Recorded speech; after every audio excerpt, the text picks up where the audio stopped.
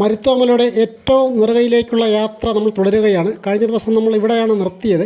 ഹനുമാൻ സ്വാമിയുടെ തലയുടെ ഭാഗം എന്ന് പറഞ്ഞിട്ട് ഇവിടെയാണ് നമ്മൾ നിർത്തിയത്. ഇത് വലിയൊരു കള്ളിച്ചെടിയാണ്. ഇനി അങ്ങോട്ട് കയറുന്ന ഭാഗത്ത് മുഴുവൻ ചെടികളും മരങ്ങളും ധാരാളം അപൂർവമായ വൃക്ഷങ്ങൾ സസ്യലതാദികളുമൊക്കെ ഉള്ള ഒരു സ്ഥലമാണ് ഈ മരുത്വാമല മുഴുവൻ. അങ്ങനെയാണ് ഈ കുരങ്ങന്മാരുടെ ഒരു കൂട്ടം ഈ ഭാഗത്ത് കാണാം. ഏതാണ്ട് മലയുടെ മധ്യഭാഗം കഴിഞ്ഞിരിക്കുന്നു നമ്മൾ. ഇവിടെ ധാരാളം കുരങ്ങന്മാർ ഇങ്ങനെ ഉണ്ട്. ഇവരുടെ വിനോദം എന്ന് പറഞ്ഞാൽ ഇത്തരം വീപ്പകൾ ഈ കയറിപ്പോകുന്ന വഴി മുഴുവൻ കാണാം. അവിടെ ഈ പ്ലാസ്റ്റിക് കുപ്പികളൊക്കെ ഇതിനകത്ത് ഇട്ടേച്ച് പോകാനാണ് ഈ വീപ്പകൾ ഉണ്ടാക്കി വെച്ചിട്ടുള്ളത്. അപ്പോൾ ഈ വീപ്പയിലകത്ത് സഞ്ചാരികൾ ഉപേക്ഷിക്കുന്ന ഈ ബോട്ടിൽ എടുത്തിട്ട് അതിൻ്റെ അടപ്പ് തുറന്ന് ഈ പാനീയങ്ങൾ, വെള്ളവും അതുപോലെ തന്നെ മറ്റ് ശീതള പാനീയങ്ങൾ, ഈ കോള പോലുള്ള സാധനങ്ങളൊക്കെ ഇതിനകത്ത് അതിൻ്റെ അംശം ഉണ്ടാകും.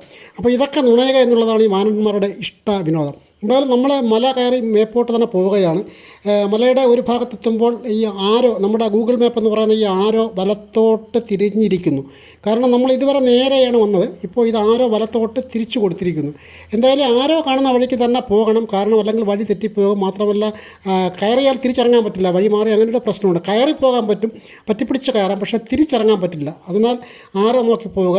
എന്തായാലും വളരെ സ്റ്റീപ്പായിട്ടുള്ളൊരു ഭാഗമാണ്. ഈ ഏതാണ്ട് മലയുടെ മുക്കാൽ ഭാഗത്തോളം നമ്മളിപ്പോൾ എത്തിയിരിക്കുന്നു. വളരെ സ്റ്റീപ്പായ ഭാഗമാണ്, ഒറ്റ പാറയാണ്. അത് കയറുക വളരെ പ്രയാസമാണ്. ഏതായാലും ഈ കൂട്ടമാറ്റൊക്കെ വരുന്നവർ വളരെ സാവധാനം വേണം കയറാൻ. ഇതുപോലെ ഓടി കയറുന്നത് ബുദ്ധിമുട്ടായിരിക്കും. കാരണം വളരെ സ്റ്റീപ്പാണ്. സ്ലിപ്പായി കഴിഞ്ഞാൽ നേരെ താഴേക്ക് പതിക്കും. ഒന്നും ചെയ്യാൻ പറ്റില്ല. വളരെ സൂക്ഷിച്ച് തന്നെ കയറി വരണം. അത് കഴിഞ്ഞ് കുറേ മുന്നോട്ട് പോകുമ്പോൾ വലിയ കൂറ്റൻ കല്ലുകൾ ഇങ്ങനെ വഴി അടഞ്ഞ് കാണുന്നു. ഒരു ഗുഹ പോലെ കാണുന്നു. ഉള്ളിലൂടെ വേണം അപ്പുറത്തേക്ക് കടക്കാൻ. വലിയ പാറകൾ, ഹ്യൂജ്, വളരെ കൂറ്റൻ പാറകളാണ്, ഉരുളൻ പാറകൾ. ഈ വഴി കടന്ന് അപ്പുറത്തേക്ക് പോയാൽ പിന്നെ കുറച്ച് ദൂരം സമതലം അല്ലെങ്കിൽ സമനിരപ്പുള്ള, ഏതാണ്ട് ഒരല്പം നിരപ്പുള്ള ഒരു സ്ഥലമാണ്. നമ്മൾ ഏതാണ്ട് ഡെസ്റ്റിനേഷൻ എത്തേണ്ട സ്ഥാനത്ത് എത്തിയിരിക്കുന്നു. ഇത് ഈ ബോർഡ് കാണാം. ഇതിൻ്റെ മേളിലാണ് ഹനുമാൻ സ്വാമിയുടെ ക്ഷേത്രം. അതിന് മുൻപായി ഇവിടെ ഒരല്പം വിശ്രമിക്കുക. ഒരു 5 മിനിറ്റ് ഇവിടെ ഒന്നിരുന്ന് വിശ്രമിച്ചിട്ട് അങ്ങോട്ട് കയറുന്നതാണ് നല്ലതെന്ന് തോന്നുന്നു. കാരണം ഈ നിരപ്പിലിരുന്നാൽ ഏതാണ്ട് സീനറി, ഈ ഭാഗത്തുള്ള സീനറി കാഴ്ച മുഴുവൻ കാണാൻ പറ്റും. അതുകൊണ്ടാണ് ഈ ടോപ്പിൽ നിന്ന് നോക്കുന്നത്. നമ്മുടെ ഈ വലതുഭാഗത്ത് കാണുന്നത് കന്യാകുമാരിയുടെ ഭാഗമാണ്. 3 കടലുകൾ സംഗമിക്കുന്ന ത്രിവേണി, 3 കടലുകളുടെ സംഗമസ്ഥാനം എന്ന് പറയുന്ന കന്യാകുമാരി. തിരുവള്ളുവർ പ്രതിമയും കന്യാകുമാരി വിവേകാനന്ദ പാറയുമൊക്കെ ചെറുതായിട്ട് കാണാം. വളരെ വിശാലമായ സ്ഥലമാണ്. കാറ്റ് ഭയങ്കരമാണ്. ഇവിടെ നല്ല ശക്തമായ കാറ്റാണ് വീശിക്കൊണ്ടിരിക്കുന്നത്. വളരെ ശക്തമായ കാറ്റാണ്. അതുകൊണ്ട് തന്നെ ഇവിടെ നിൽക്കുന്ന സമയം പോകുന്നത് അറിയുന്നില്ല. ഈ ചുറ്റുവട്ടത്ത് കാണുന്ന ഭാഗങ്ങൾ കണ്ട് എത്ര സമയം പോയാലും നമുക്കത് മതിയാവില്ല. ഇവിടെ ഒരു ഗുഹ കൂടിയുണ്ട്. ഞാൻ നിൽക്കുന്ന ഈ ഭാഗത്ത് വളരെ വലിയൊരു ഗുഹയാണ്. ഇത് നേരെ ആകാശത്തേക്ക് തുറന്നിരിക്കുന്നു. കാരണം മഴ പെയ്താൽ മുഴുവൻ വെള്ളവും ഇതിനകത്ത് കളക്ട് ചെയ്യും. അത്തരം ഒരു ഗുഹയാണ് ഇത്. ഏതാണ്ട് നമ്മുടെ കുളച്ചൽ ഭാഗമാണ് ഈ കാണുന്നത്. ഉപ്പളം, അതുപോലെ തന്നെ ഉപ്പളമാണ്, അതായത് ഉപ്പ് വെള്ളം കെട്ടിക്കിടക്കുന്ന സ്ഥലം. ഇത് ചുറ്റുവട്ടത്തുള്ള മറുഭാഗമാണ്. അത് നമ്മുടെ തെങ്കാശി അല്ലെങ്കിൽ തിരുനെൽവേലിയുടെയൊക്കെ ഒരു ഏരിയയിലോട്ട് വരുന്നതാണ് മലയുടെ മറുഭാഗം. ഒരു ഭാഗം കടൽ, മറുഭാഗം മലയാണ്. അങ്ങനെയാണ് കാണുന്നത്. ഇനി നമുക്ക് ഈ വലിയ മലയിലാണ് കയറേണ്ടത്. കുറച്ച് ദൂരം കൂടെ ഉള്ളൂ. അതിൻ്റെ മുകളിലാണ് ഹനുമാൻ സ്വാമിയുടെ പ്രതിഷ്ഠ. അപ്പോൾ അതിൻ്റെ മുകളിലേക്ക് കൂടെ കയറണം. ഈ കാണുന്ന ഇതാണ് ഏറ്റവും ടോപ്പ്, ഉച്ചി എന്ന് പറയുന്നത്, ഉച്ചിമല. അങ്ങനെയാണ് ഈ മല പറയുന്നത് ഉചിതം അത് തന്നെയായിരിക്കും എന്ന് തോന്നുന്നു. കാരണം അയ്യാവഴി പുരാണത്തിൽ ഉച്ചിമല എന്നാണ് പറയുന്നത്. ഏതായാലും ഉച്ചിമലയിൽ എത്തിയിരിക്കുന്നു. എൻ്റെ തൊട്ട് പുറകിൽ കാണുന്നത് ഒരു വിളക്ക് പോലത്തെ ഒരു സാധനം, ഒരു പാറയിൽ കുറച്ച് കുഴി പോലെ ഉണ്ടാക്കി വച്ചിട്ടുണ്ട് ഇവർ. എന്തായാലും ഒരു നായ കുറേ സമയമായിട്ട് നമ്മുടെ അടുത്ത് വന്ന കാലിൽ ഇങ്ങനെ മുട്ടി ഉരുമിയിട്ട് അവൻ മുമ്പോട്ട് പോകുന്നത് എന്താണെന്ന് അറിയില്ല. 2-3 തവണയായി. എന്തായാലും ഇവിടെ നിന്ന് കാഴ്ച വളരെ മനോഹരമാണ്. ക്ഷേത്രത്തിലേക്കാണ് പോകുന്നത്. നായയുടെ പുറകെ പോകുന്ന നായ വെള്ളം ദാഹിച്ചിട്ടാണെന്ന് തോന്നുന്നു. ഒരു പാത്രത്തിനടുത്ത് നിൽപ്പുണ്ടായി. അതിനകത്ത് വെള്ളമൊന്നുമില്ല, ഒരു ആഹാരമൊന്നുമില്ല. ഈ നായ ഹനുമാൻ സ്വാമിയുടെ കാവൽ നായയായിട്ട് ഇവിടെ നിൽപ്പുണ്ട്. കാരണം ഇത്രയും ദൂരം ഈ മലയുടെ മേളിൽ വാനരന്മാരുടെ ഇത്രയധികം വാനരന്മാരുടെ കൂട്ടത്തിനിടയ്ക്ക് സാധാരണ ഒരു നായ ഒറ്റയ്ക്ക് കഴിയുന്നത് ഒരിടത്തും സംഭവിക്കുന്നതല്ല. ഇവൻ ഇവിടം വിട്ട് പോകുന്നില്ല. സ്വാമിയുടെ കാവൽക്കാരനായിട്ട്, സാധാരണ ഈ ക്ഷേത്രങ്ങളുടെയൊക്കെ കാവൽക്കാരൻ എന്ന് പറയുന്നത് ഭൈരവനാണ്, ഭഗവാൻ. അത് മഹാദേവൻ്റെ, ശിവൻ്റെ അവതാരമാണ്. ഭൈരവൻ്റെ വാഹനം നായയാണ്. എന്തായാലും ഇവിടെ നായ നേരിട്ട് തന്നെ ഇവിടെ നിൽക്കുകയാണ്. ലൈവായിട്ട് നമുക്ക് കാണാം. ഇവൻ ഇവിടെ ഈ പരിസരത്ത്, ഞങ്ങൾ താഴെ നിന്ന് വന്നപ്പോൾ തന്നെ ഇവൻ ഇവിടെ നിൽപ്പുണ്ടായിരുന്നു. ധാരാളം വെള്ളം കുടിച്ചു. എത്രയോ കിലോമീറ്റർ ദൂരെ നിന്ന് എനിക്ക് കുടിക്കാനായിട്ട് വീട്ടിൽ നിന്ന് കൊണ്ടുവന്ന വെള്ളമാണ് അത്. മറ്റ് വെള്ളങ്ങളൊക്കെ ഞങ്ങളുടെ തീർന്നു പോയി. അവനത് മതിയാവോളം കുടിച്ചിട്ട് വീണ്ടും ചുറ്റി തിരിയുകയാണ്. ഇനി നമുക്ക് ക്ഷേത്രത്തിലേക്ക് പോകേണ്ടതുണ്ട്. ഇതാണ് ഹനുമാൻ സ്വാമിയുടെ പ്രതിഷ്ഠ, ഉച്ചിമല, ഏറ്റവും ടോപ്പിൽ, മരുത്വാമലയുടെ ഏറ്റവും മുകൾ ഭാഗത്തുള്ള മനോഹരമായ ആഞ്ജനേയ സ്വാമിയുടെ വായുപുത്രൻ്റെ മഹാദേവൻ്റെ അംശം കൂടിയാണ് ഹനുമാൻ സ്വാമി. ആ പ്രതിഷ്ഠയാണ്. ആ പ്രതിഷ്ഠയിൽ നമ്മൾ തൊഴുകയാണ്.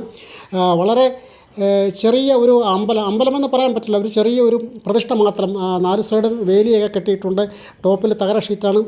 അടുത്ത കാലം വരെ ഇതിങ്ങനെ ആയിരുന്നില്ല, ഓല ഷീറ്റായിരുന്നു. ആദ്യം പ്രതിഷ്ഠ മാത്രമാണ് ഉണ്ടായിരുന്നത്. പിന്നീടാണ് ഈ തകര ഷീറ്റൊക്കെ വെച്ച് കുറച്ച്, കാരണം മഴയൊക്കെ പെയ്തു കഴിഞ്ഞാൽ വരുന്നവർക്ക് നിൽക്കാൻ മറ്റു സ്ഥലങ്ങളൊന്നുമില്ല. അതുകൊണ്ട് തന്നെ ആയിരിക്കും ഇവിടെ കവർ ചെയ്തിട്ടുണ്ട് 4 ഭാഗം ഇവർ. എന്തായാലും വളരെ സുന്ദരമാണ്. ഉച്ചി മല എന്ന് പറയുന്നതായിരിക്കും ഉചിതം.